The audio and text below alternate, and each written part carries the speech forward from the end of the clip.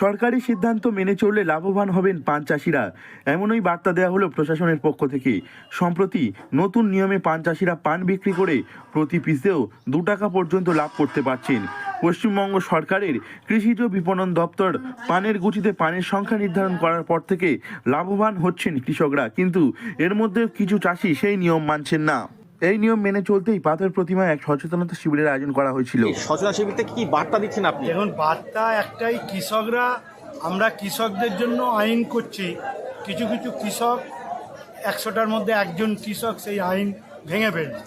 এটা যাতে না ভাঙে সেই জন্যই কৃষকদের কাছে আমাদের বলা, যাতে এই একজনকে তাকে বুঝিয়ে সরকারের সিদ্ধান্ত যাতে মানে, সেটাই হচ্ছে মূল কাজ।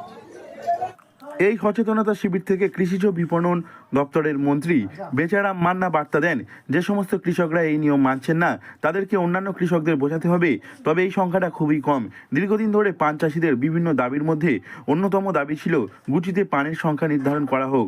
আর এই দাবি নিয়ে রাজ্য কৃষিজ বিপণন দপ্তর একাধিক বৈঠকের পর সিদ্ধান্ত নেয় পানের গুচিতে পানের সংখ্যা হবে 50, অতিরিক্ত আরও 20টি পান দেওয়া যাবে।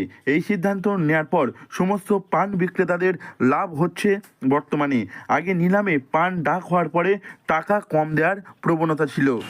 আপনারা পান কত টাকায় কিনছেন? 120 টাকা। 120 টাকায়? হ্যাঁ, 120 টাকা। তো পান যখন কিনে নিয়ে আসার পরে এখানে হচ্ছে, তখন লাভ কীরকম হচ্ছে এক পিছু? মান পিছু 2 টাকা, 1.5 টাকা এরকম লাভ হচ্ছে। আগের থেকে কি বেশি লাভ হচ্ছে? হ্যাঁ হচ্ছে।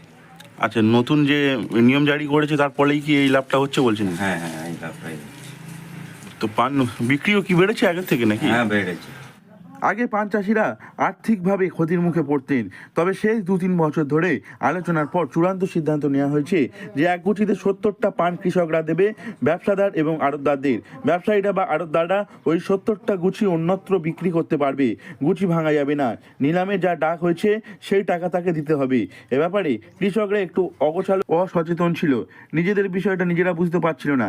সেই কারণে পান চাষি এবং আড়তদারদের নিয়ে সচেতনতা শিবিরের আয়োজন করা হয় কৃষিজ বিপণন দপ্তরের পক্ষ থেকে। এই সচেতনতা শিবির থেকে কৃষকরা অনেক কিছুই শিখেছে বলে মত উদ্যোক্তাদের। দক্ষিণ 24 পরগনা থেকে নবাব মল্লিকের রিপোর্ট, লোকাল 18 বাংলা।